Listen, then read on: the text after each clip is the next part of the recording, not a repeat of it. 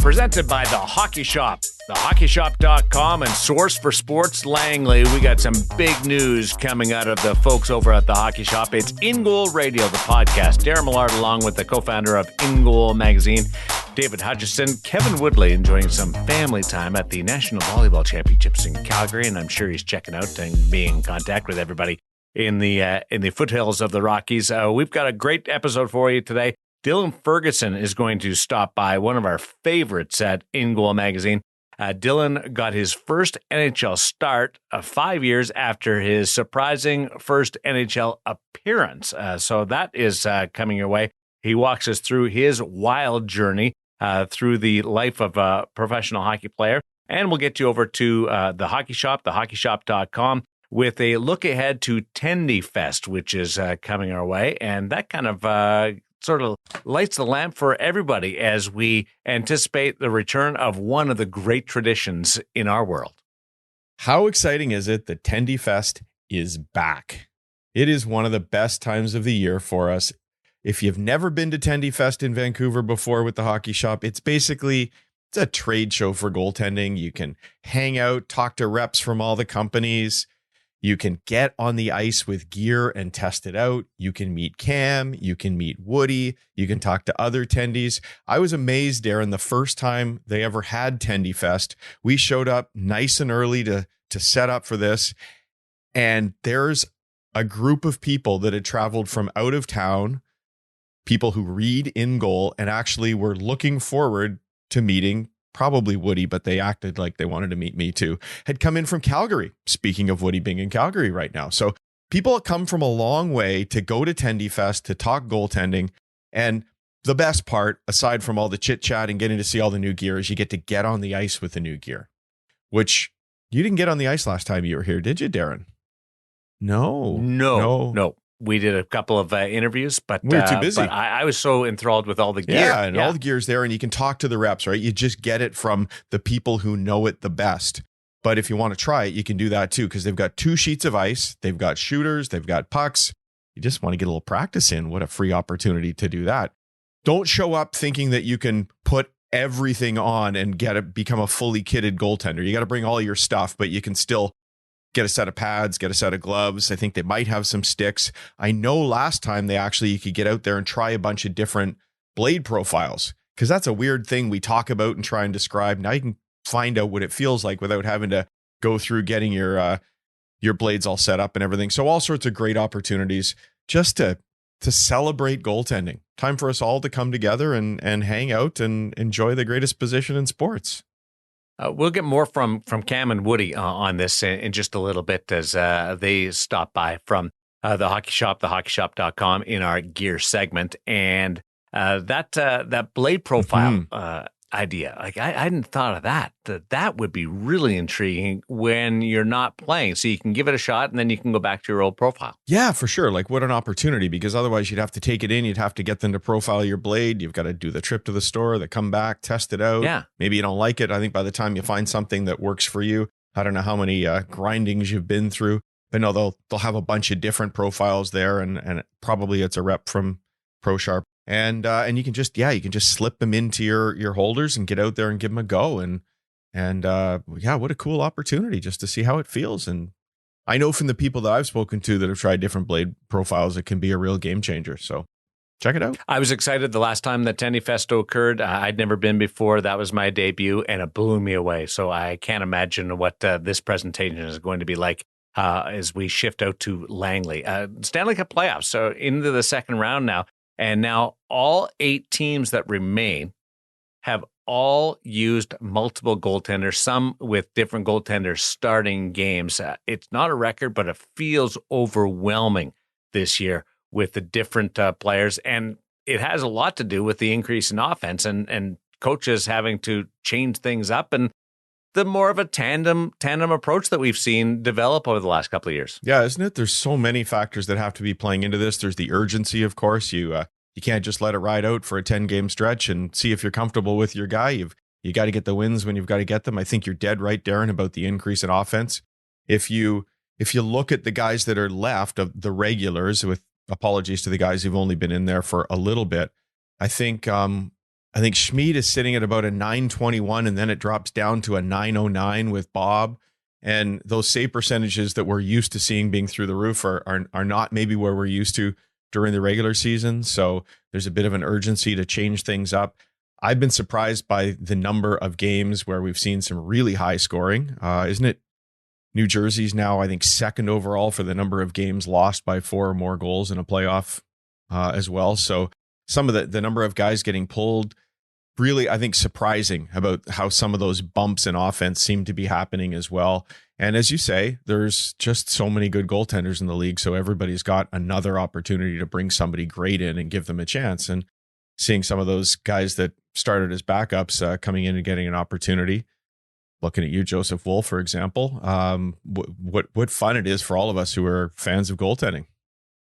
You mentioned guys getting replaced during game. I'll go the other way. Yeah. I've been impressed with some guys who have been left in despite having rough starts and coaches staying with them. Which shows you that the opportunity to still come back is in it, and they want their number one guy remaining in the game. Yeah, or similarly when Edmonton pulled Skinner, brought Campbell in, had a fantastic game, and then they went right back to Skinner as the guy that they trust. So yeah, some really interesting decisions on the part of all the head coaches. And it had me thinking that, as a goaltending coach, I really like having some input into who's playing, talking to the head coach about who's going and why they're going and how they fit a particular team.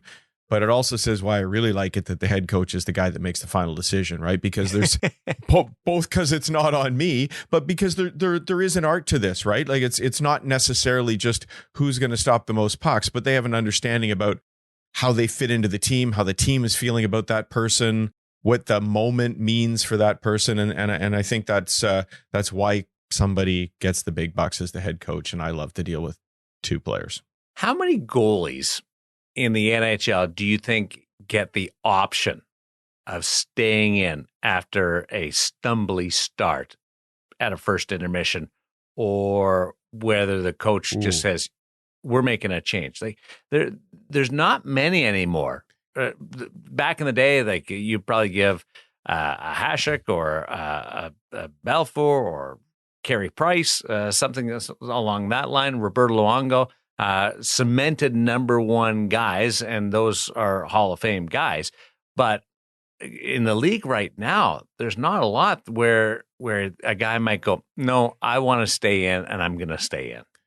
Yeah. Doesn't that probably, like you said, like the big number one guys, how many of those are there left in the league? And that probably answers your question right there as to who it would be. I mean, Andrei Vasilevsky hardly ever comes out of the net. So he never comes out. Right. Yeah. So there's a really good example. And you'd like to think a coach would be thinking about him. Probably Shesterkin. Connor Hellebuck. Yeah. Hellebuck, Shesterkin. Anybody else?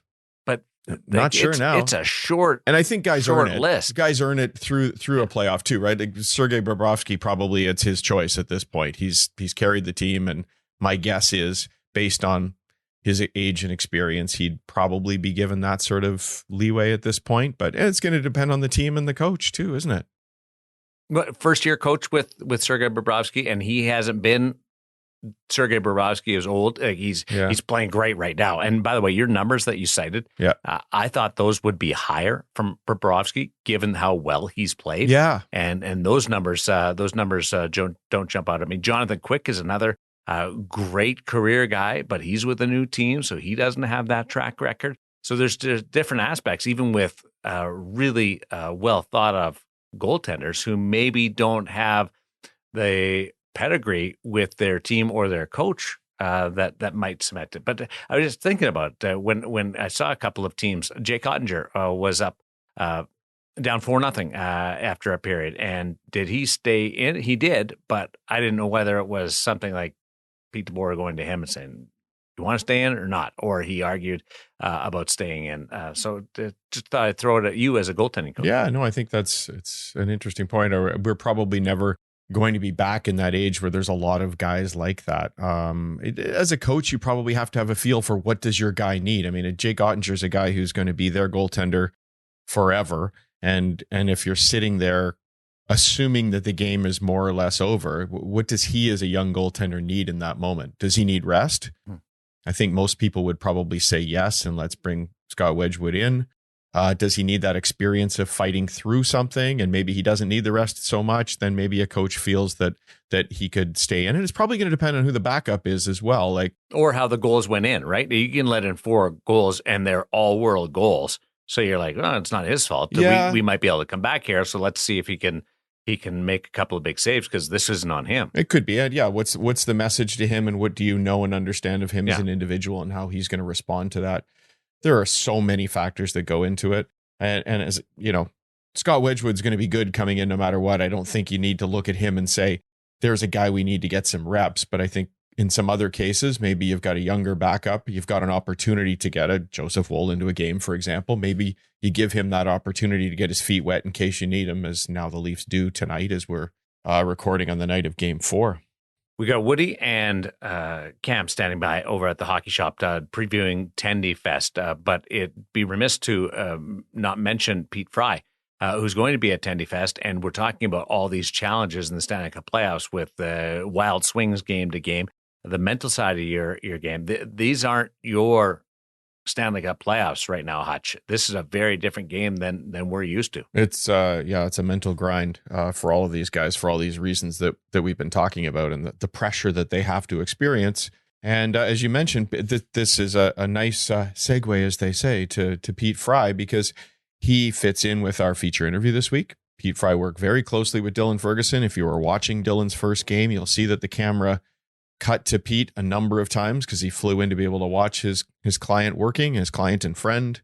And those cameras might have been there thanks to one Kevin Woodley, who might have given a little heads up to the producers of the show. Pete will be with us at TendyFest as well, Darren. He's going to hang out at the in-goal table. We're going to be there showing off what we do, and Pete's going to be there with us in part just to get a chance to meet everybody, but also to let you know that the next week on June the 24th in Vancouver, Pete's going to be bringing us his annual seminar on goalie mindset, goaltending mindset, and what he does for goaltenders. And there's a whole series of exercises throughout the day. He takes you through those things that Dylan himself will talk about in our interview today, very much unprompted by me. And this year, Pete's seminar actually has a little twist in that we're going to be on the ice for an hour, Darren, at the end of the day, so that you can so you can put into action all those things that we talk about during the seminar. So yeah, great fit here with Pete for so many reasons.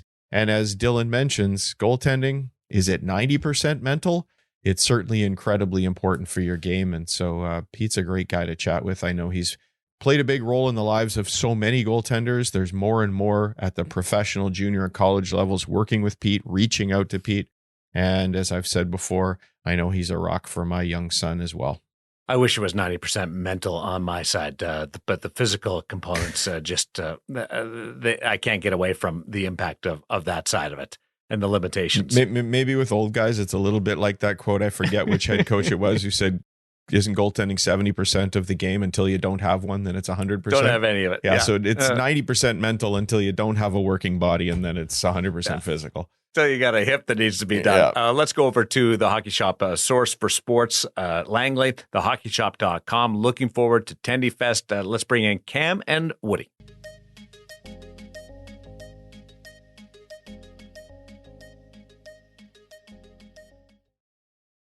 I always wanted to try. I'm going to try this. Heard all these good things. We had reviews done on it on the Empire Pro, but I never had a chance to try it myself. We got testers out in it. They love it. So what if there was an event where you could try it before you bought it?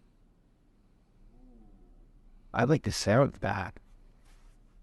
Welcome back to the Hockey Shop, the source for sports, where we are going to talk to you about TendyFest. It is back. The pandemic is done. TendyFest is back in person, live. Your chance to try out whatever gear you want to try out. I'm looking here at the Bauer M5 Pro. Like I said, a line that we had some testers in, but I didn't get a chance, didn't get it in sizes that I could wear. So that means I can go to TendyFest to try it out, as well as the Slashers. All the new stuff, some of which is blurred out behind us secretly, is going to be at TendyFest. Make sure it's blurred out. at TendyFest for you to try. So we got new lines from Bauer. That would be the Hyperlight 2, CCM, eFlex 6, Catalyst PX3 and PX3, PX9, and something else, PX7, will be hopefully at TendyFest as well. We've also got Warrior, all the G6 lineup. Some of those things I always wanted to try that little plastic slide plate thing with the G. Yeah, you can try that out. There's a specific clause in the waiver that says Kevin will leave not allowed on the ice surface. So we will be looking out for you out there. That said, that's because I'll be too busy with our special guest and need to make sure you come out to check out a special Q&A with Vancouver Canucks goalie coach Ian Clark. Part of this debuted here in the video. The first confirmation in Clark coming to TendyFest. We should all cool kids are going to come to TendyFest. All the cool brands.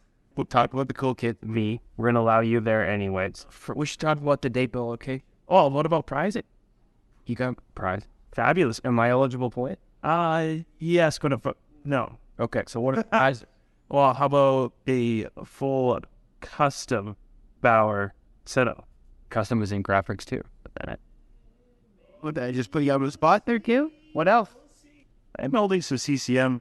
So what about a full custom set of CCM gear too? That's a CCM gear, Bauer gear, maybe some 3-pack sticks, diff, NHL goalie coach, doing Q&As, demos. We got demos?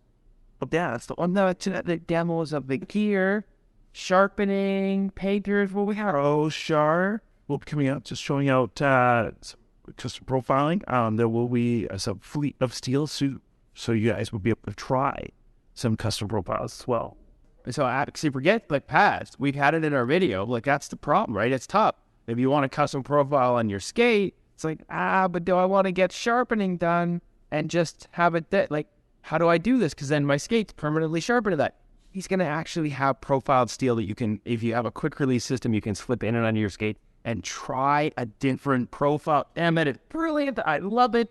Am I overhyped? Is this actually what's going to happen? No, I'm just, I'm trying to keep it, like, I'm sorry, I can't help. Because there's more info coming too as well. Further things to be released, a few other tricks up my sleeve. There's not more. But wait, there's more. Yes. So sorry, you'd already talked about push-out. BioSteel is going to be all set up there. Make sure everybody's hydrated, ready to rock and roll.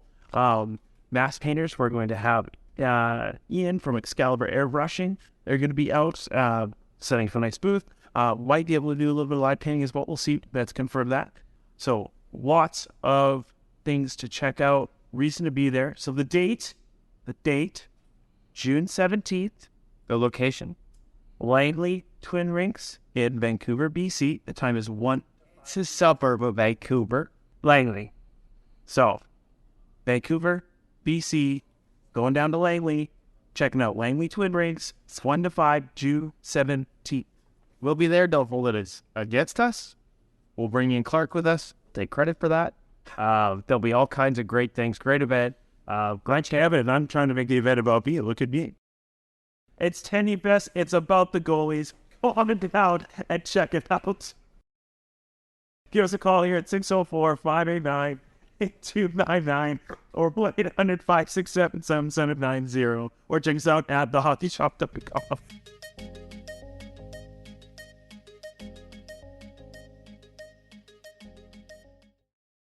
I don't know what's happening with the Stanley Cup playoffs on my side, but I've been watching and I want to keep going with my day job with the Vegas Golden Knights and watching what's happening with the Wild goaltending front on this journey through the Stanley Cup playoffs and the current series against the Edmonton Oilers. But if I can get TendyFest, it'd be so cool. Now, I'm not going to pass up an opportunity for a long playoff run, but TendyFest is a really cool thing to do if you got time. Well, we would love to have you up there, and I'm sure you could sleep on Woody's couch. But the best part of that little segment that they had, Darren, was the announcement that the special guest for TendyFest this year, courtesy of Kevin Woodley and In Goal Magazine, Vancouver Canucks goaltending coach Ian Clark. That's awesome. Just being able to hang out with Clarky. Yeah, exactly. Yeah. Clarky, come on over here. Just let me know what you think about my game here on the ice. Clarky will not be on the ice coaching goaltenders, but he's there to chit chat and have a talk with if you get the opportunity to bend his ear a little bit.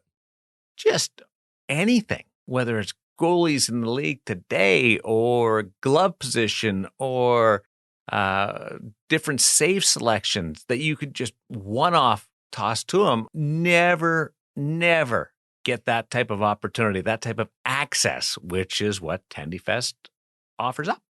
Sure does. And that's what In Goal Magazine was all about when we started it too, right? We get the privilege of talking to guys like this. We wanted to be able to bring that experience to everybody so that when you come to In Goal and you check out the pro reads or the pro drills or whatever, you get a little taste of what it's like to be able to chat with these guys. And now at TendyFest, you're really going to be able to experience it yourself, having a chat with Ian Clark. Maybe, Darren, here's a good idea. Everybody could do some homework before TendyFest. If you're not already an In Goal member, you could hop over and join and check out all those pro drills where Ian Clark talks about how he likes his goaltenders to play, all the different pro drills we've done with Thatcher Demko or the whole group of goaltenders in the Vancouver organization that Woody has such great access to. Hey, I also wanted to mention the people that would like to go to Pete Fry's seminar. There is a post up over on ingoalmag.com right now. There's also one with details about TendyFest. If you're going to Pete's seminar, you get a nice little discount, $25 off if you're an In Goal member. We just like to be able to give something back to our membership. So if you're sort of on the fence, I'm not sure I'm signing up for an In Goal membership, but I do want to go to Pete's seminar, you might as well sign up first and then you get the discount. And it's kind of like you're getting your In Goal membership for half price. We're giving you back half your membership fee just for hanging out with Pete for the day. When you put it that way, it's a no-brainer. I hope so. The whole dollar cost averaging aspect of it. When you talk about goaltending coaches, shout out to Sean Burke and Freddie Brathwaite, who I get to bend the ears of a lot. Freddie's working with the taxi squad right now with the Vegas Golden Knights and side group there. And I've been able to watch what he does up close. And awesome dude, fun dude. I wish we would talk goaltending more often instead of just shooting the breeze, which is what we end up doing, or talking golf. I got to be more diligent to that. And Sean Burke is just such a positive human being.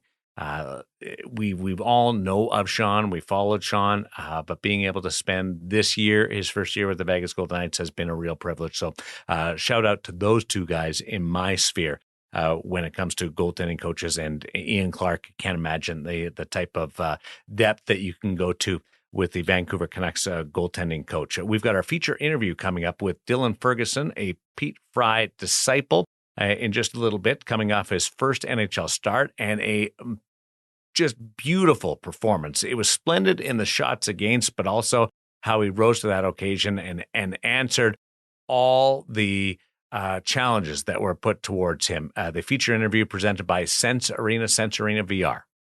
Presented by Sense Arena. Yeah, we want to thank our friends at Sense Arena. And by the way, I think there's a pretty good chance there'll be a Sense Arena headset or two at TendyFest, at least at the In Goal booth. So stop by if you want to check out Sense Arena and find out why it is possibly the best tool off ice to become a better goaltender, especially in weather like this. Because if you're in the lower mainland of Vancouver, if you're on Vancouver Island where I am, the sun is shining, pretty sure in Vegas as well.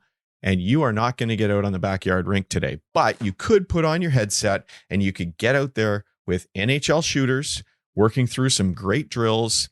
10, 15, 20 minutes a day can make you a better goaltender when September rolls around this year. So check out Sense Arena. It's an incredible virtual reality tool for becoming a better goaltender. If you get it today, they've got a great deal on 40% off if you buy the annual membership. And the annual membership gives you access to it and 3 other people in your family. You can get 3 different accounts. So whether brother or sister is a goaltender or mom and dad, in my case, we're almost up to 4 goaltenders in the house. So we really need to get this thing going. Yeah. So Sense Arena is bringing us this feature interview as they bring all of ours. And I would strongly encourage everybody to head over to sensearena.com and check it out. If you want to take advantage of that deal, use the code IGM50. And you will get another discount on top of that already great deal. Now, that feature interview, Darren, you were mentioning chit-chatting with Freddie Brathwaite about golf far too much. I actually met Dylan Ferguson for the first time on a golf course when he was 15 years old. He had wow. Kevin and I and Maddie were at the Gold in the Net annual golf tournament. They raise money for a scholarship that they give out to students. And on the tee box ahead of us was Dylan Ferguson wearing his Kamloops Blazers golf shirt. He had just been drafted out of Notre Dame and was about to begin his career in the Western Hockey League. And we've been friends with him ever since. He's been great to everybody here at In Goal. He's been on the podcast on 2 different episodes. Episode 80 with Eli Wilson, another good friend of the show. By the way, at Eli's prospects camps in Edmonton this summer, Dylan Ferguson will again be a student. Doesn't come up in the interview, Darren, but he was there last summer for a couple of weeks. He's going to be there again this summer for a couple of weeks where we'll get on the ice with him. And then Dylan was also on episode 128 shortly after he'd won an ECHL championship. And so the chat this week was fantastic. And for a young man who everything went so well for from that age of 15 or even earlier when we met him, right up to that pro debut that you mentioned at age 18, facing Connor McDavid as an 18-year-old when you're still in junior hockey, making that NHL debut. Since then, maybe the road's been a little bit more bumpy than he anticipated. And so we actually get into a chat in the interview today, Darren, where we talk about some of those bumps. We talk about the important people that you need in your life to help you get over some of those humps. And then how that's all prepared him for this, I would say, unexpected first start in the National Hockey League that, as you said, went so well. Nobody handles a sharp turn like Dylan Ferguson.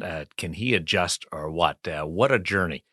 Twists and turns along the way, highs and lows, and he's still going and applying his craft. And now a 3rd time appearance on In Goal Radio, the podcast, brought to you by the Hockey Shop Source for Sports Langley, as well as the feature interview presented by Sensorina VR. Enjoy.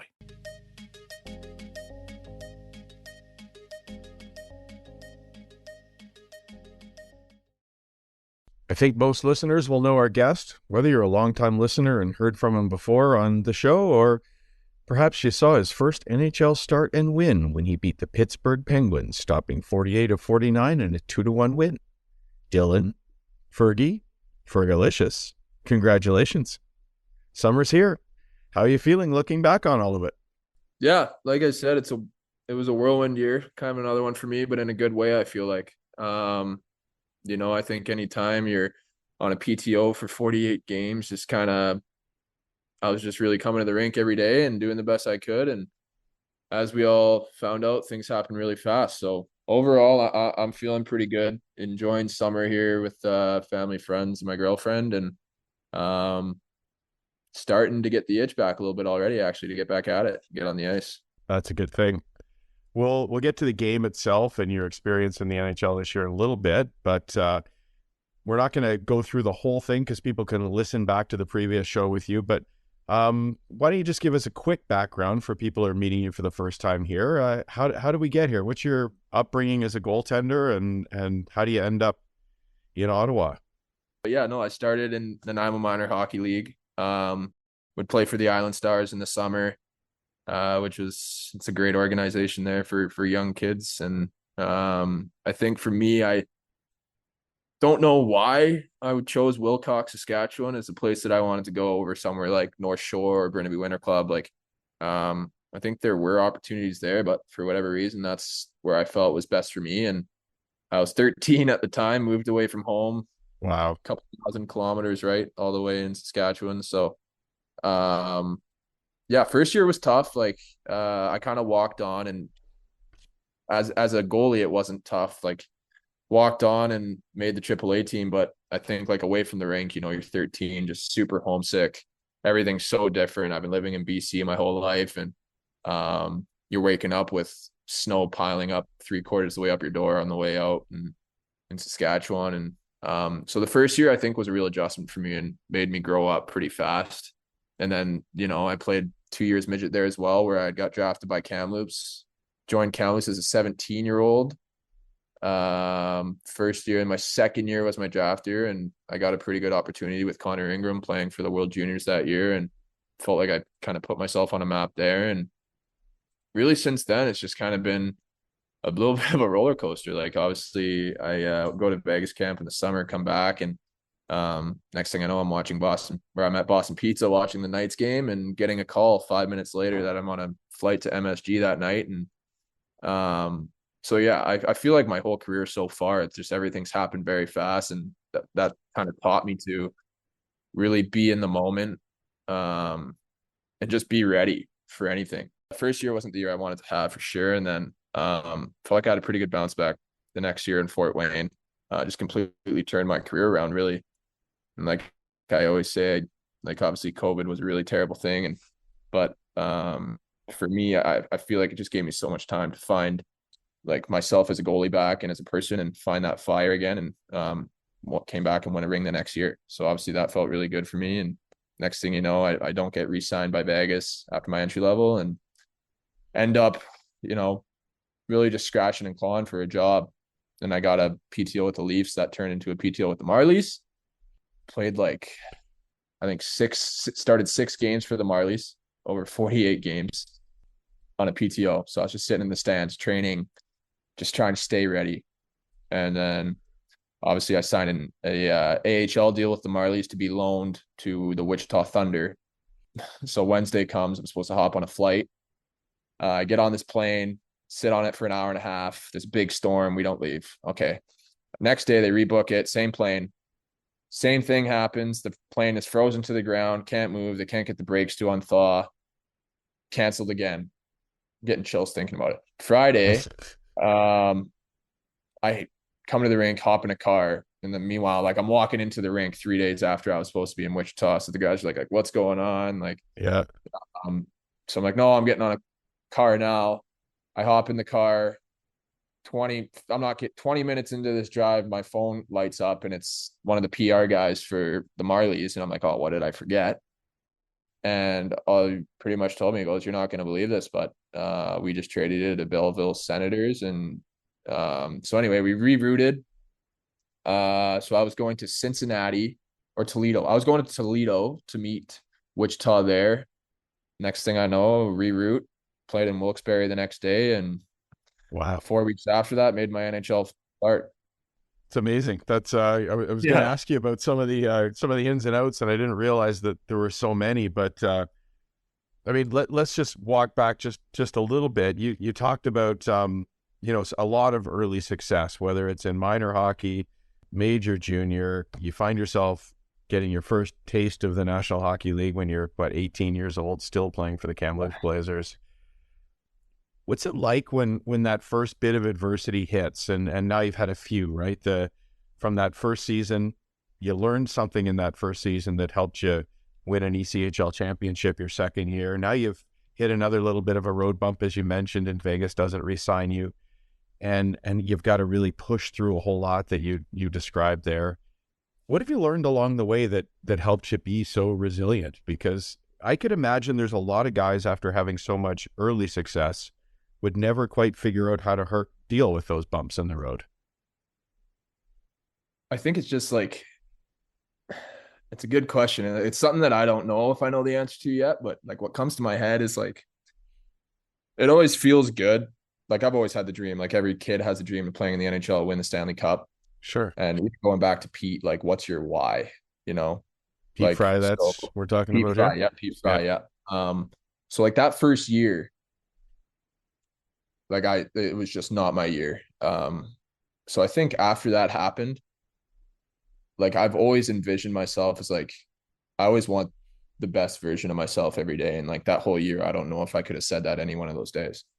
So I think like when I say, and I've said it before, like COVID, that time off was kind of a blessing for me. Just to reset and just work. And I think like you always hear the sayings, like you got to work your hardest when you're in like the best spots, and like it's really easy. And I found like not cocky, but just like, what's the word I'm looking for? Satisfied, I guess. Like I went into that year like, oh, I've done this, and then, but like to me, that wasn't what mattered. It was more I wanted to, at the end of the day, after I learned everything, was to give the best for myself. and like for everyone who supported me and like helped me through adversity. And it's just all this story. So I think that's probably the biggest thing, was just like finding, and your why can change and you can have different whys. But I think like hanging on to those and like remembering also like that little kid that like for me was in front of the fireplace catching socks and like that kind of thing, Love it. just it brings the passion of the game back and fun of the game. And when you put in that extra work, like it doesn't go unnoticed. And when you don't, they notice it, and a lot of the times won't say anything, because at the end of the day, the athlete is in charge of his on ice and off ice, and he makes his own decisions. And that's something I feel that I found out was, no matter where you are, there's always eyes on you. So Yeah, I was going to ask about that experience of who's there to support you when you struggle as a young pro, because up until then, you've had somebody in your corner all the time. I assume, knowing your goaltending coach in Kamloops, for example, or other coaches, parents are around when you're at home.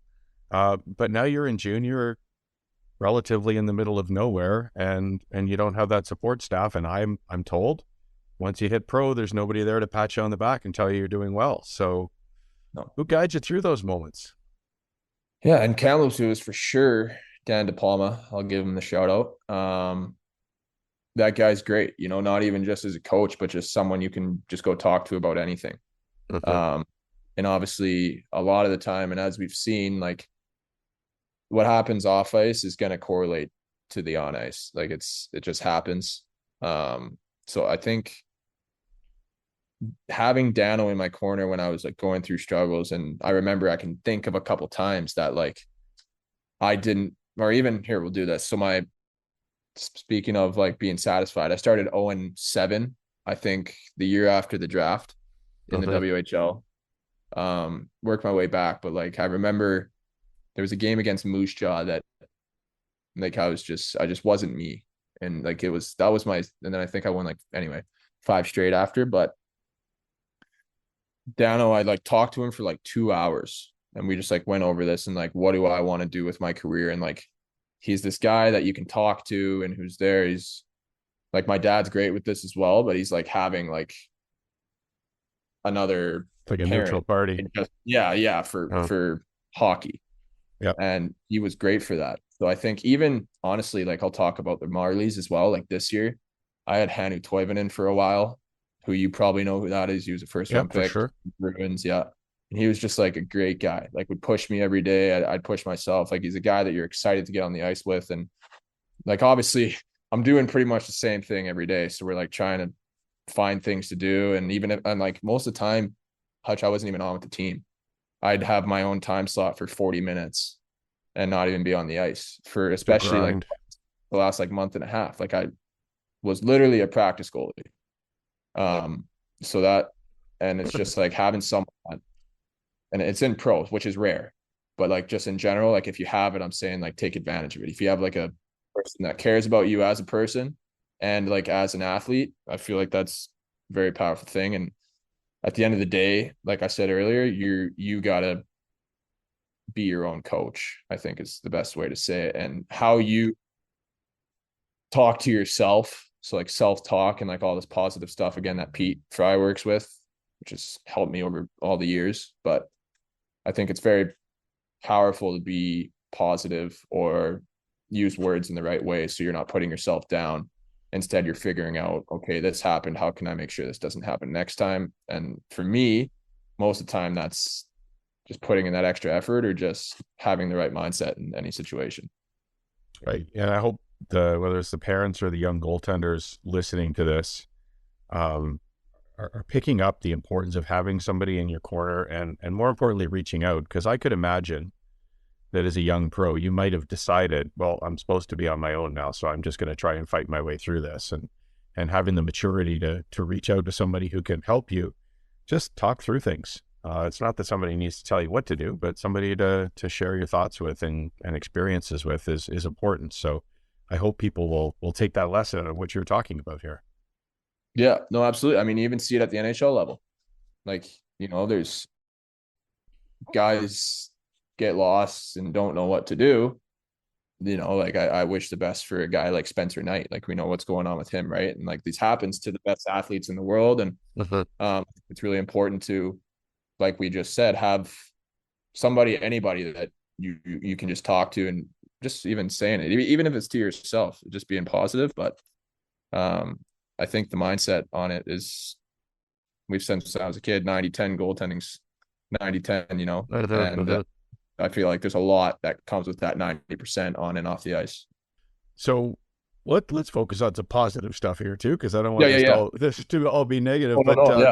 But you signed in Toronto and you're on a bit of a prove yourself deal. It sounds like it wasn't the easiest experience, but then you get that call that you're going to Ottawa. I must say I'm a little surprised that it was a PR person who called you and told you what's going on. Yeah, me too. Like it's like this. He's a great guy, but is he's that the just guy. the pecking order of pro hockey? I don't know. I have no idea. Like he's who called me. Like it wasn't PM, and he just called me. He's the guy that you would send your receipts to, So he's who called me. Like he's all around the team, but I got the call and my agent called me, and then all the Ottawa staff called me, and it was I got like instant chills. It was just exciting. So then you're rerouting the drive because now you've got to join Belleville. Even Toronto, what's that process like as a young pro in terms of you got to find a place to live and you're not making the millions of dollars that they make in the National Hockey League? And like, how does the team support you through that? And how much of that are you on your own? The Marlies, honestly, like everyone in the AHL knows, like they're a great organization. Like the whole organization is obviously a wealthy organization. So I just felt so grateful to like be given that opportunity there. Like I didn't, obviously on a PTO, you don't pay for rent. PTO means professional tryout. Professional tryout. Yeah. Yeah. I don't pay for rent. So they put me up in a spot all year. Okay.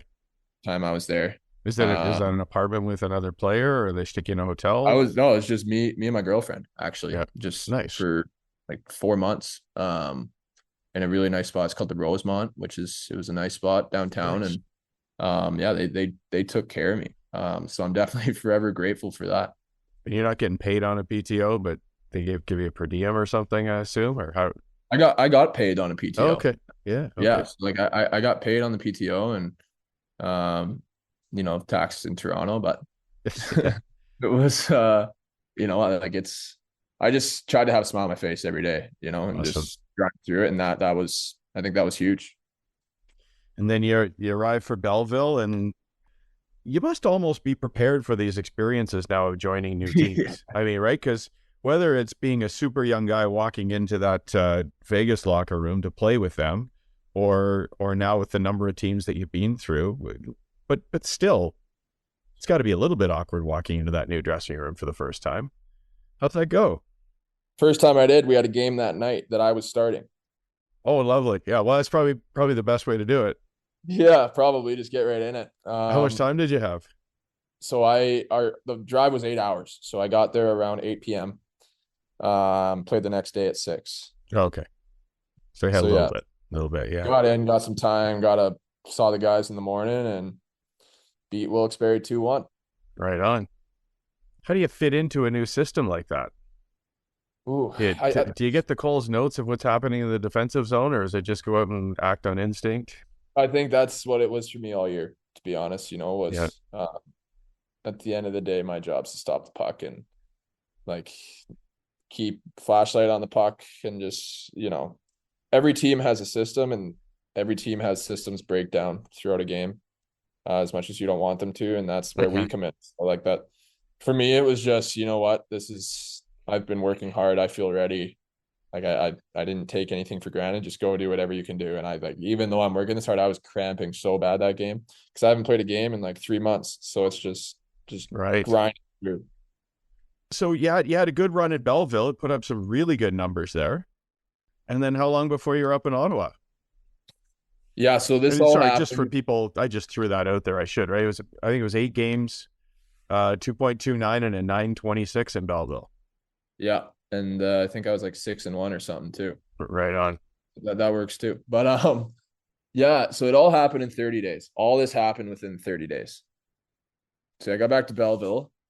I think I played, I want to say 4 games before I signed with the Senators. And I came to the rink one day. My agent called me, and then the next thing I know, the assistant GM, or the GM of Belleville, assistant GM of Ottawa, called me and said they were going to sign me. And then I played a couple more games, and we were in Cleveland playing the Monsters. I played the game that night. We won. And 10:30 o'clock on a Saturday night, I got a call from the assistant GM saying they're calling me up and I'm making my first NHL start on Monday.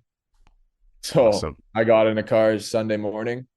From You have about 48 hours notice, yeah, a little roughly. less. Yeah. So obviously I'd been playing and I felt good. So, it's but yeah, no, I 12 o'clock. So I got to Pittsburgh 2 o'clock the day before the game and got in my hotel room, went out, bought a tie. Yeah. I Went feel out. odd. Did you I forget it? didn't. You just never had it. No, like in Belleville, it wasn't part of the dress code for games. Like we could just Oh, wear a okay. collar shirt and but so I just wanted to make sure, So I thought, you know what, this is the NHL, let's wear a tie. Right on. Got the tie and got on the ice the next day. And then what happened. Yeah. Well, we'll get to that. Yeah. What's the reception like in Ottawa when you arrive? Because I can imagine how they might be with players, but there's this little mystique around goaltenders, right? That they don't want to mess you up on your game day, and some of them worry that guys don't like to talk or they've got their routine. But you're the new guy too, and you're a pretty young guy at 24 years old. Yeah. No, I was lucky to know a couple guys like Nick Holden, who I was with in Vegas for a bit, and also Patrick Brown, who I was also with in Vegas for a bit. So having 2 guys, and Eric Brandstrom, of Okay. course. So like I know these guys, and that really helped. And morning skate, like I obviously wanted to get to know the team, but me and a guy was just locked in. And I remember Drake Batherson after the game was like, I was gonna come talk to you, and I looked over and I saw locked in you were, and I just sat right back down, just because like I just I just wanted to make the most of the moment, and I just did what I do any other game day. The only difference was I was on a team I'd never played with before. So I just, I feel like I kind of lead by how I play, not verbally, and just like how I work in practice. And I it just that's just the way it went. So I just really tried to stay quiet. And obviously after the game, like I'm like a completely different person. Yeah. Before I come to the rink and after the rink. So just as a lesson for the young kids out there that get that effectively AP opportunity to move up to a team above their level, at least where they're playing that year, not necessarily your ability level, because you certainly showed you belong there. But like, how do you fit in with what a team is doing when you have your own routines that you're used to going through? You have a certain way you like to prepare for a game, but then a team has a way of doing pregame meetings and warming up before they hit the ice, and even that warm up on the ice. Like, how do you balance your own needs with the team's needs and make that work? yeah, that was obviously like that's a good question. It was a little different for sure. Like I think right away my first thing was, okay, get the schedule, figure out what I want to do and feel comfortable about it. So like there was like a couple changes. Like I'd be like the last guy in the lunchroom because lunch goes from 12 to 2:30 and I'd go at 2 and everyone's already eaten. So like I'm usually like a 2 o'clock guy before a game. So Okay. like things like that. But I think just like I said, just finding like plan ahead, be organized. Like you don't want to get to the rink and be like, whoa, this meeting's at this time. Okay, I can't do that now. And I think it's just important for me. Some things are out of our control, I think, when it comes game day. And I think it's important to not have like real like superstitions that could be kind of pulled away from you if something happens. And there's athletes everywhere. If something happens, it gets in their mindset. But I think it's just planning ahead, really, and just, okay, this is what I'm going to do. And a lot of the stuff I do is actually like before the game. Like I like to do things as soon as I get to the rink. Like I like to go up and visualize there. So I usually take the earlier bus and just take my time. And that gives me time to get into that mindset I want. And then just, I think it's important to just be a part of the team after that. And, they're going to go to war, especially at the level, the NHL level, and just go work and just trust yourself. Awesome advice that I hope coaches are listening to as well, because as you said, you want to be as prepared as you can, but you need to be with a team that gives you that information so you can plan ahead and you can be prepared and know what the routines are. And I think that's something that younger teams probably wouldn't even be thinking about. Young kids lucky to get the opportunity, just come on in here and get going. So the more information you can give to a young player joining your team, the better, so they can be prepared and play well for you. For sure. Now, you've hinted a little bit about that pregame routine. Can you sort of take us through Fergie's pregame in an ideal world, or maybe even just what happened in Ottawa? How did you use your time? Yeah, so I think, like I was saying, like I get to the rink, I get my stuff right away. I go over, I sort my gear out how I want it to be sorted. So when I get there, after I go up in the stands, it's all set up and I kind of know where everything is. And what time is that typically? What time is that? So I usually like to go up to the stands around 4:45. So I'd say around 4:45, I'm up there for 15, 20 minutes, got my headphones on, got my stick with me, tape my stick, do a little visualization. Is that Fergalicious on the headphones, or what are you listening to? No, definitely not. I do like just visualization stuff, really. I'm just kind of like trying to calm my mind. And so from there, I kind of go back to the dressing room, put my stick, like I'm very organized. I feel like I know where my stick's gonna be. I know where all my glove is. And because it's kind of like making your bed in the morning, it's just like a good start to, so you show up to the rink and, okay, I'm gonna tape my stick, get everything ready, get my mind where I want it to be. And then from there. Sorry, I think you just made a whole bunch of fans of the goalie parents out there that were listening to you. Why? Because you told every kid out there to make his bed in the morning. Oh yeah. Yeah, no, it is important and it's easy. It's a simple thing. Have you seen the Navy SEAL commander giving the commencement speech? Because that's what came to mind. Might have to play a little clip of that. Always make your bed. For sure. Yeah, no, it's just like even Pete talks about like doing the nighttime visualizations and all this, and the morning ones, because your subconscious, I don't have to get into it how he does, but pretty much the subconscious mind is like, it's just soaking everything in the morning, essentially, because like you're just re-waking up. So if you start it the right way, chances are you'll feel pretty good. And I kind of look at that going to the rink that early the same way. So that's where the make the bed and tape a stick thing kind of came for me. Right on. Sorry, I interrupted the pregame routine because I got excited about making beds there. Where do we pick that up again? That's like I play sewer ball. Yeah. I do my stretch and I get ready probably before everyone else. I'm in there with probably 35 minutes before I'm warm up, getting my stuff on. I like to go out in just my pads in the tunnel and visualize a little bit, a little self-talk, and then I come in, and that's really, after that, that's when I'm like locked in. 27 minutes on the clock, starts in 11 minutes, warm up, and I just sit there, mentally prepare, get in the warm up. And for me, warm up, like I've had coaches tell me, oh, you work so hard in warm up, and I'm like, but that's just who I am, and it's like, I don't want to go into a game feeling like I just had like a lazy warm up. And so I really just try to really focus on like my tracking.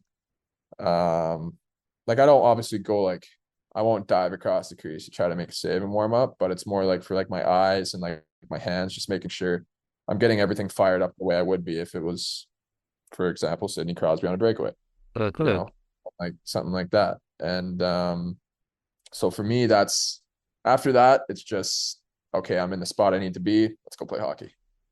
Awesome. Can you share what one of those visualization session looks like for you? What sort of things are you going before through? the games? Yeah. What are you running through? Yeah, so like I just throw stuff on, like powerful stuff that I feel like, obviously you can see I'm a bit of a religious guy with some of the media that's come out. So I like to listen to something. I literally look up like God motivation and just, okay, find one that I think is kind of like, I'll listen to it before. I'm like, okay, I like this. And it's just like, while I'm visualizing, it's something playing in the background that is positive. And then after that, I get up with my stick, it's all taped, and that's when I really started doing like the hype up stuff, like jump around, little stretches, and I played something. It's just like I just look up kind of what I'm feeling for the second one that day. Like I don't have Okay. something I listen to all the time. It's like, okay, look up like keep going motivation on YouTube or like something like Uh-huh. that. It's power, like positive stuff that's like got some power behind it, some sick music, and it's just getting me fired up before the game. So then you're playing your first game. Is there, now you're sort of famous for being very dialed, and Pete has certainly told the story many times that you never look at a clock during a game, so you don't really know what time it is because you're just doing Yeah. your thing all the time. And they talked on the broadcast about how locked you were all the time. But is there a moment when you're out there that you allow yourself to realize that you're there and you're doing it? That you're an NHL hockey player now, you're getting your first start, and actually you're having a hell of a game? During the game, no.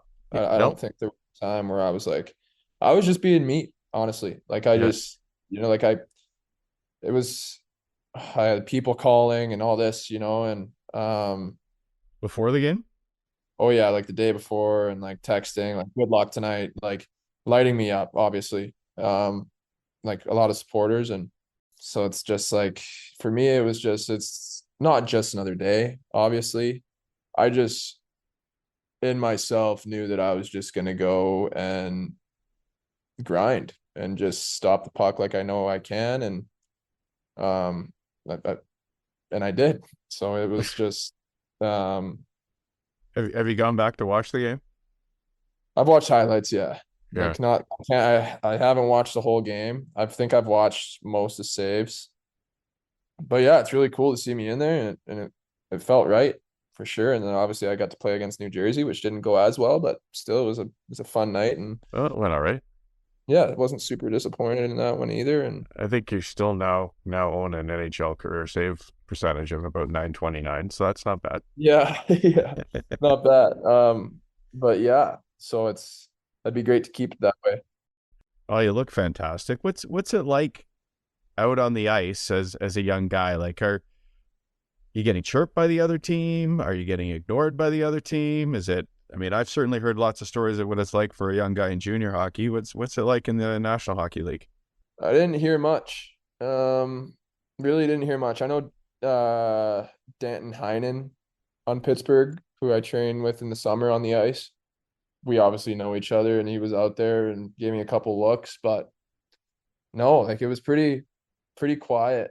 Like even the guys coming up to me if I made a save, it was just like a quick tap, like nothing crazy, or like you just have regular hockey talk, like okay, like I'll be calling for you here and over here and like all this and breakouts, and but that there wasn't really any chirping. Like not that I noticed, like a lot of it, like I was locked in, so a lot of the time like I don't even can't even hear the crowd. And just Really? like yeah, just that locked in. Like even thinking back to it now, like I've said it before, like it's not a blur, like I can remember parts of it, but most of it's like a blur. I'm sure. I'm sure. Yeah. Uh, so other than the win and the celebration right at the end, because that's obviously an incredible moment.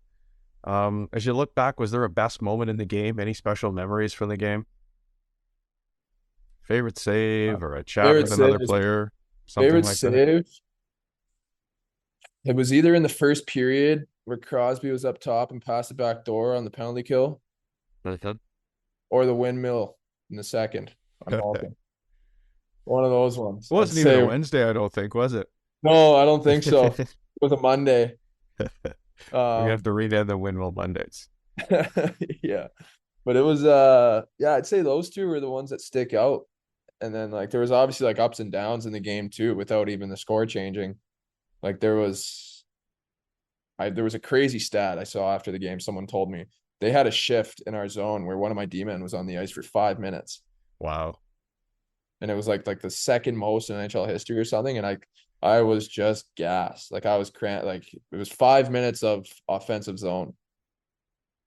And it was just back and forth. And so that was probably like I think after that, when like we pushed through that, it just even heightened my focus even more.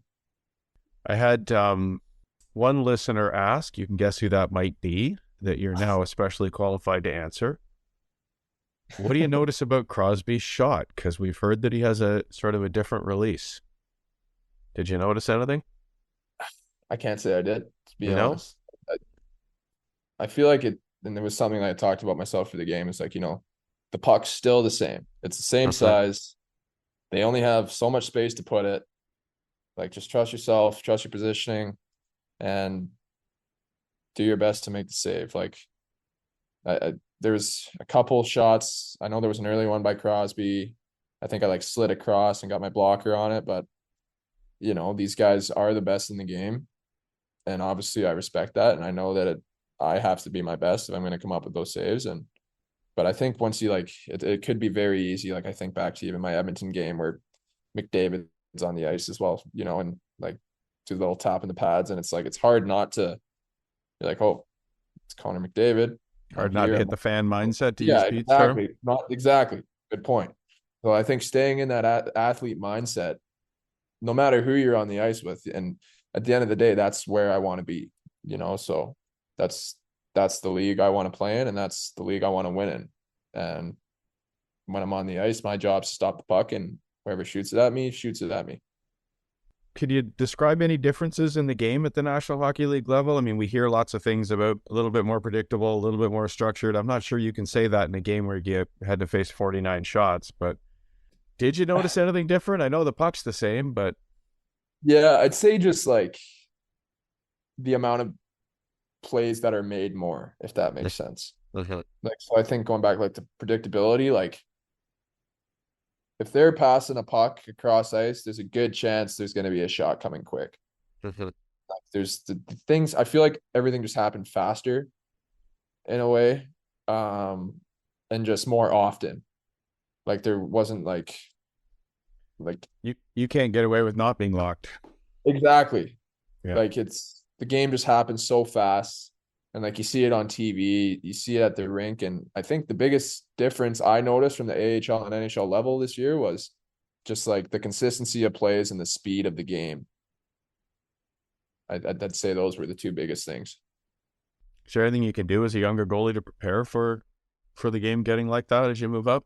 It's a younger goalie. And I don't mean 10 years old necessarily, but yeah, no.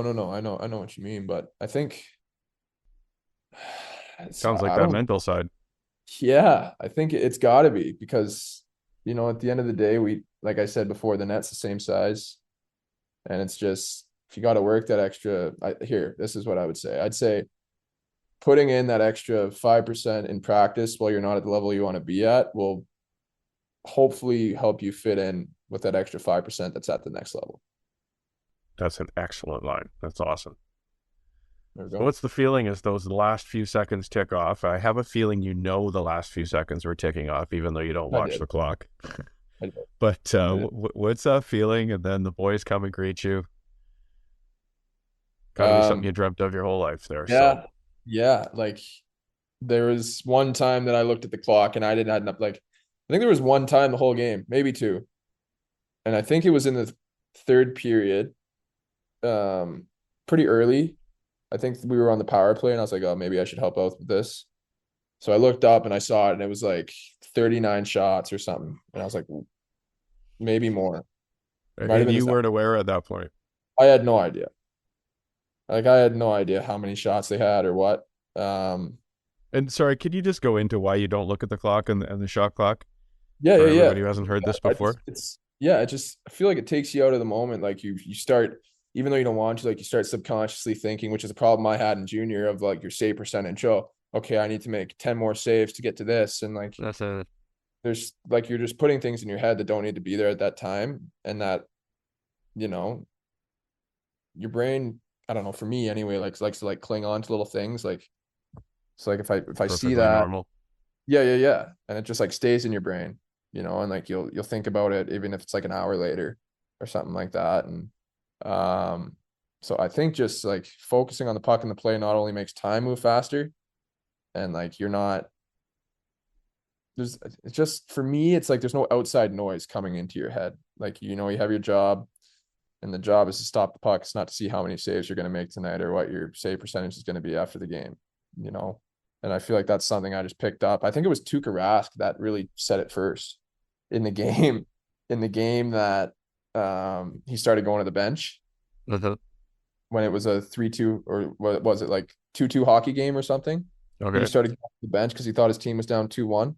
Oh, And after the game, he was like, well, I thought the score was 2-1. I didn't really look at the clock. And I thought about it, and that's where this all came from. oh, all right on. Excellent. Great story. Yeah. So, big celebration in the locker room? Yeah. Yeah. No, How many right text after, messages? oh, it took me like 3 days to reply to all of them. I'll bet it did. And it was it's obviously a really special moment. Like, again, I'm getting chills thinking about it. And like, even like the feeling after, like, even like that buzzer, just going back to what you had said earlier, was just like there's so many, like, it's relief. It's like, you're happy.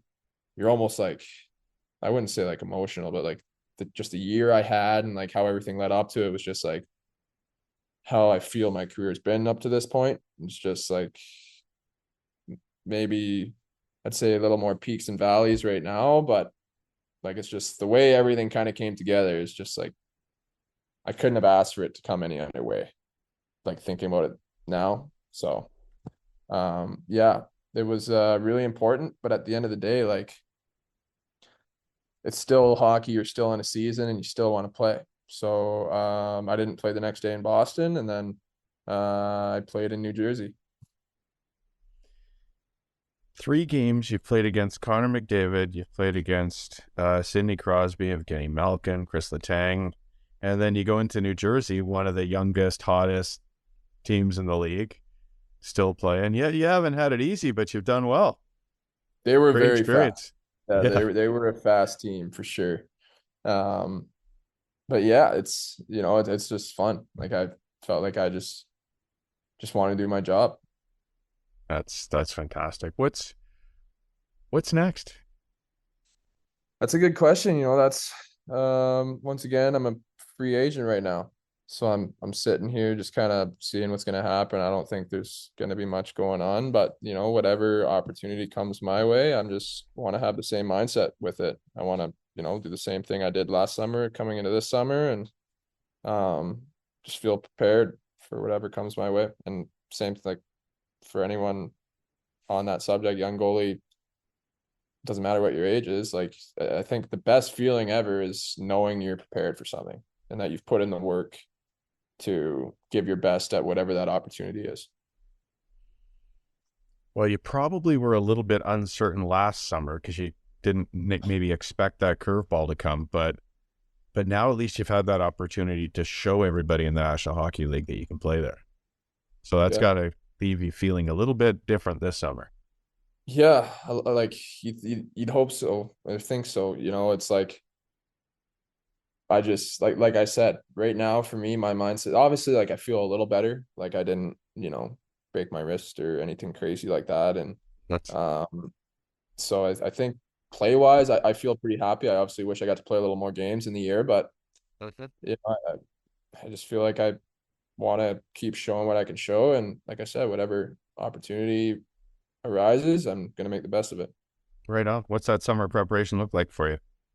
Yeah, it's a lot of training, a lot of ice. I would going to do the same thing. I think it was 4 to 5 days a week of like an hour and a half fitness training. And then that would be like 9 a.m. and at like 10:30, go over to Freshie in Vancouver, which is like a wrap spot. Grab a wrap, grab like some little like energy drink or something, whatever I get from the team, and head over to the rink and get on the ice with the pro guys for an hour and a half. And just go home, get a good meal. If I was a napper, I'd definitely get a nap in, but I just kind of lay there and recover, and then get up and have another meal, really. Yeah. And obviously, like, spend time with my buddies, go swing the clubs a little bit, throw a line in the water. But yeah, just when I fire it up for training, I really feel it's important to commit to it, even away from the gym or the rink, like eating habits. And good to have fun in the summer, but it's, like I said, you want to feel like you've done what you could to be prepared. Gonna be a grind, but I'm sure there's good things at the other end of that grind for you when the fall comes around. Yeah. Oh yeah, no, it's a grind, especially like the first 3 weeks of training. Like you're just sore the whole time, and then you feel like you like break through the barrier, and then you're starting to lift a little more, you're starting to be a little faster, and then you're not as sore after. And that's for me, like that was like one of the best feelings because I started to look forward to going to the gym to, like if it's physique or just even mentally, like you just feel great. Well, it's great to hear that you're itching to get back on the ice already, but it's also good to hear that you're giving yourself a little break for a mental refresh so that you feel that way. Yeah. Fergie, I've taken way too much of your time here, as always, but thank you, and thank you for sharing, so much about that experience with everybody, and really giving an inside look at what it's like to be a young professional, and obviously about your start in the National Hockey League. And I hope we get to see each other on the ice a little bit this summer. I'll make sure of that. All right, buddy. You take care. There you Thank go. you so much. Yeah. Thank you so much, Hutch. Have a good one.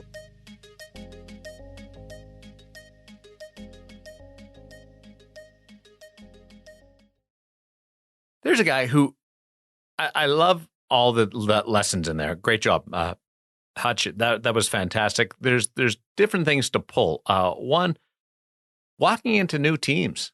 Like he's had to do it a few times over the course of his professional career. And doesn't seem to phase him at all when No. when you listen to him talk about it, Darren. Yeah, and thank you. That was sometimes I find when I know the guys even better, the interviews are a little bit tougher because they just become a casual conversation between the two of us and maybe not quite as coherent and planned out as some of the interviews go. So it's great that Dylan is such an open guy and willing to share absolutely everything with everybody. You don't get the pat media answers from Dylan, and nor do you with many people on this show, do you? Isn't that the great thing that the goaltenders that mostly Kevin is chatting with know that they're talking to a community of goaltenders and goalie parents and coaches, and so they really open up about the position. So we're thankful to all of them for that. But yeah, Dylan was really open in this, and I enjoyed all of it, and just hearing about that experience, because it's a little bit different. As a player, you come in and nobody's quite on edge about how you talk to a player, but now you've got a guy is making his first NHL start, which is a little bit more momentous than stepping out on the third line on the wing, because you better be stopping those shots. And it's Sidney Crosby, by the way, and you're on a new team, and everybody knows that a lot of goalies like to be left alone. So how does all that work in? And for me, one of the big things that stood out there was teams needing to be proactive in giving information to that person coming into their team so they can plan out what they need to do to be ready.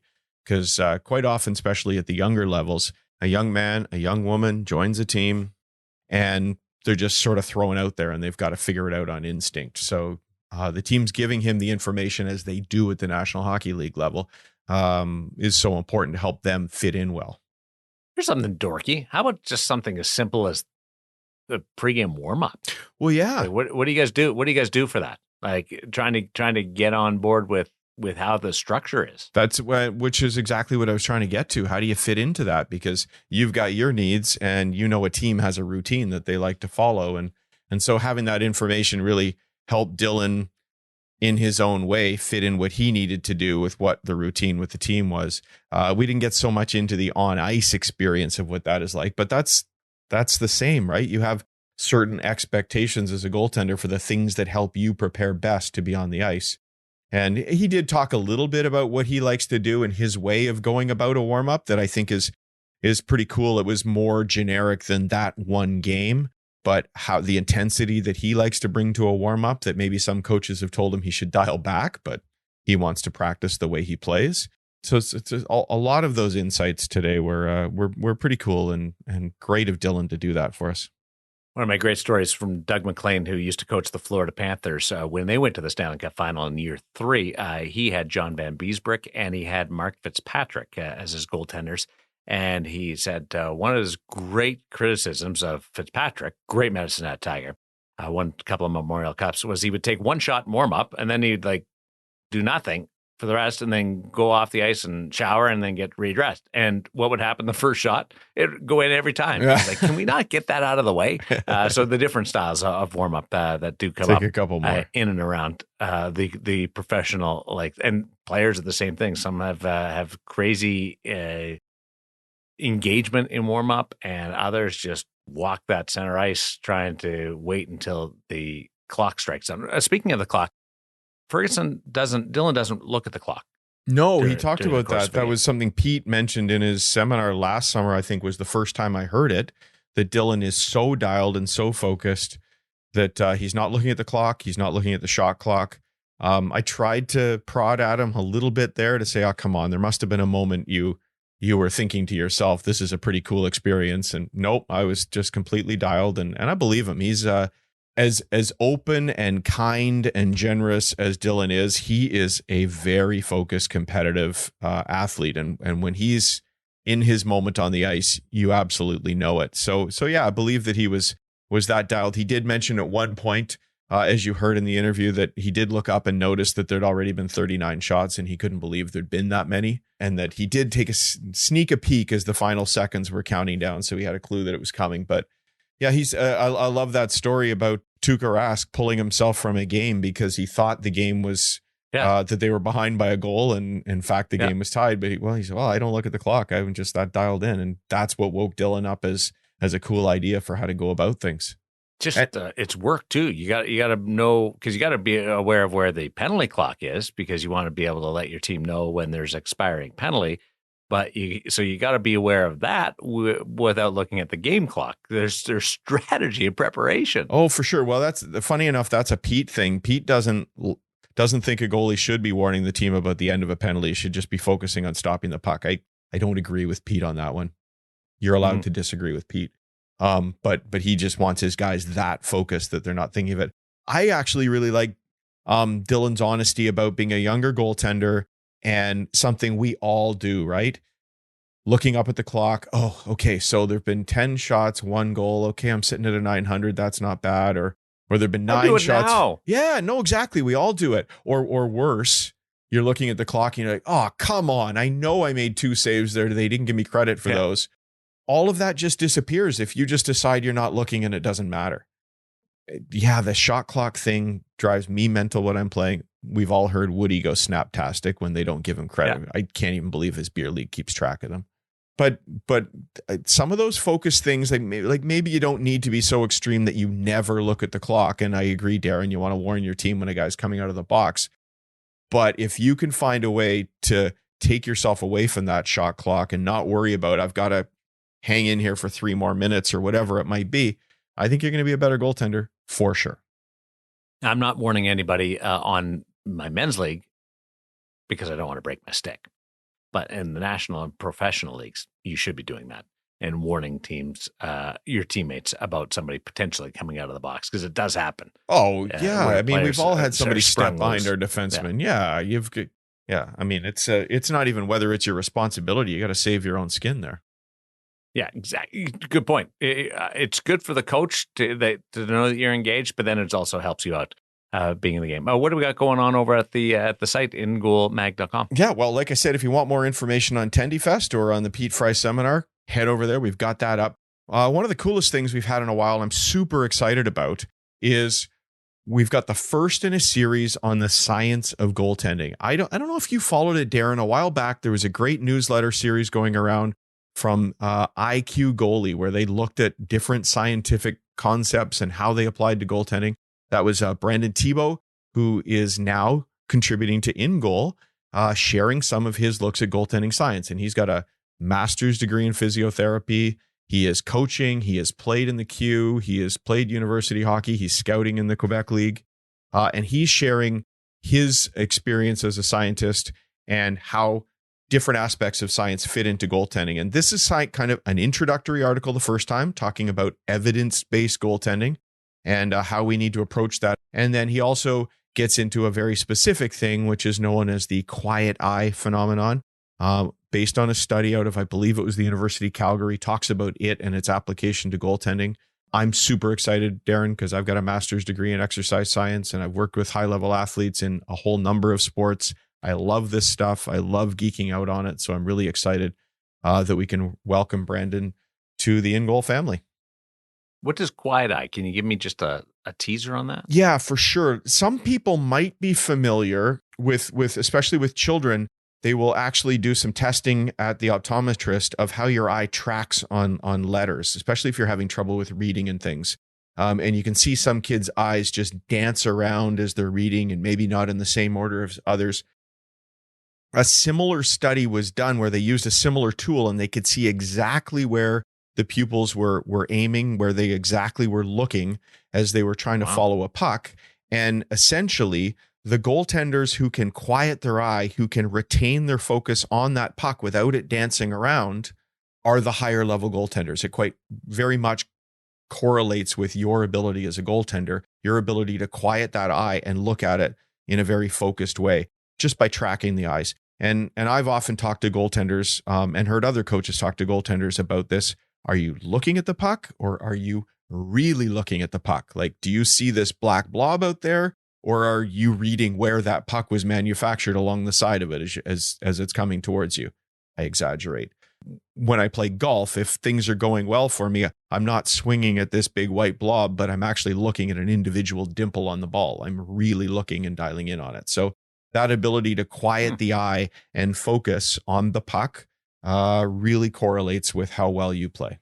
See, and I automatically think, are you supposed to be that focused on the puck, or are you supposed to be looking at everything while you're watching or trying to defend for peripheral vision and play development? So, yeah, and you know what? That's where science gets interesting and complex, right? Because they'll look at a very specific thing, and in this one case, they would have shown that the more elite goaltenders do this better. Does that mean that they don't look anywhere else? No, because you're trying to control for that in what you're looking at in a particular study. I am sure they are taking in far more information and not just staring that intently on it. But sometimes a tip like that, Darren, is a good way to bring you back to somewhere you need to be if maybe you've been straying too far from it, even if you do need to move away from it from time to time to collect other information. So that's on the website right now?